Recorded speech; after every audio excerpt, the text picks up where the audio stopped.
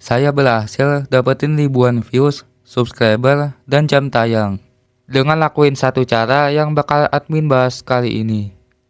Dan semua views ataupun subscriber yang saya dapetin bukan didapetin dari cara-cara curang, kayak sub WhatsApp, beli subscriber, ataupun ngemis-ngemis subscriber. Intinya ilmu yang bakal admin share ke kalian tentunya bukan trik-trik sesat yang suka diajarin sama guru YouTube abal-abalan. Jadi, gak usah banyak yaping, langsung aja kita masuk ke segmen tutorial YouTube.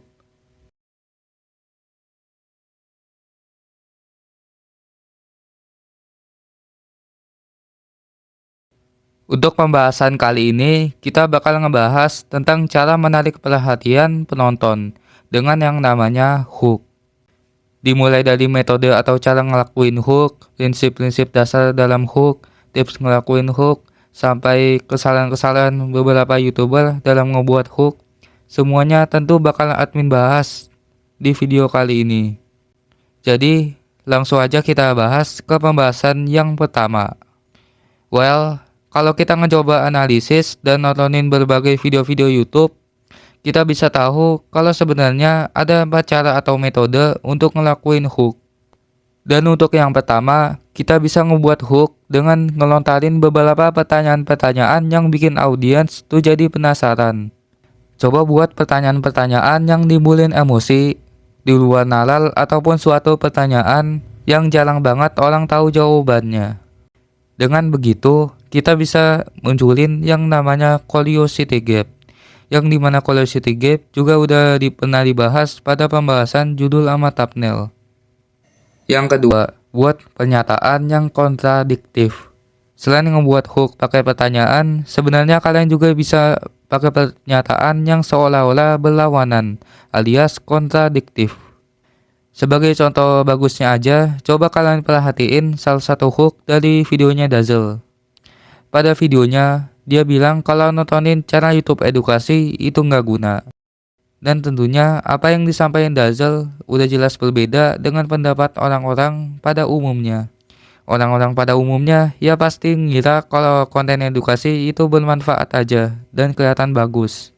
Sehingga dari pendapat yang berbeda alias kontradiktif itulah tentunya penonton bakal jadi penasaran karena mereka harus ngeklik buat nyari tahu jawaban yang mungkin mereka belum tahu. Yang ketiga, cerita yang menarik. Pada hook video, kalian bisa ceritain suatu cerita pengalaman pribadi yang menarik dan bikin penasaran.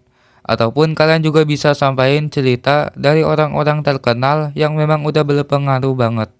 Dan untuk bisa nyampein ceritanya, kalian harus belajar skill bercerita yang disebut storytelling. Dan karena pembahasan tentang storytelling yaitu cukup panjang, jadi abis kalian nonton video ini, kalian bisa cari beberapa video-video YouTube yang ngebahas tentang storytelling. Yang keempat, fakta menarik.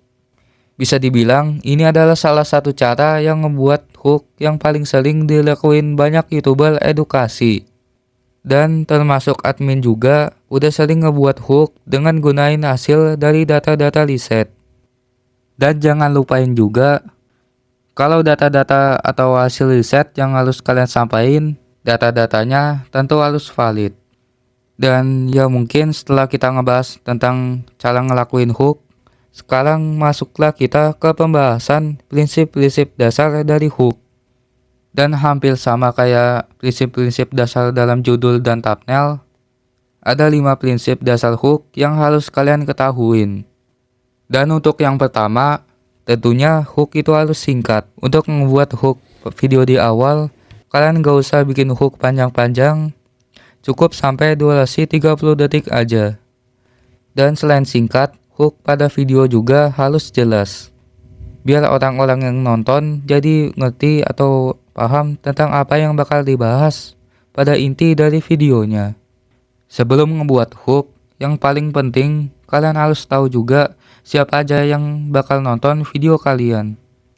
Kalau target audience atau penonton channel kalian adalah seorang YouTuber pemula, tentu kalian harus bikin hook dengan ngebahas dulu masalah-masalah yang sering dialamin banyak YouTuber. Habis itu barulah kalian nawarin kayak solusi kepada penonton, baik itu berupa cara, tips, ataupun trik kepada penonton. Intinya hook yang kalian buat harus benar-benar tepat sasaran target audiensnya. Tapi tepat target audiens doang tentunya bakalan percuma kalau audiensnya aja nggak pengen nontonin video kalian. Karena dari hook videonya, audiens nggak merasa percaya dengan apa yang baru aja kalian sampaikan. Dan untuk solusinya, kita bisa sampaikan suatu pertanyaan ataupun fakta yang bikin audiens jadi percaya. Dan mungkin kali ini admin bakalan pakai contoh hook dari video admin yang berjudul Cara Menaikkan Viewers. Pada awal video, admin nunjukin bukti kalau admin berhasil dapetin banyak views dari video-video yang udah admin upload. Terus, admin bilang juga kalau admin harus ngelakuin beberapa cara untuk bisa ningkatin viewersnya. Dan alhasil, penonton pastinya bakal percaya dengan cara yang bakal admin bahas. Jadinya, penonton pun jadi penasaran. Karena penonton mungkin tahu kalau admin bisa berhasil dapetin banyak views.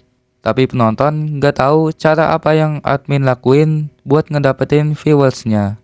Sehingga terbentuklah suatu celah antara informasi apa yang penonton tahu dengan apa yang belum penonton tahu, yang biasanya disebut dengan curiosity gap. Ya, pada intinya, coba bangkitin rasa penasaran penonton dengan apa yang belum mereka ketahuin.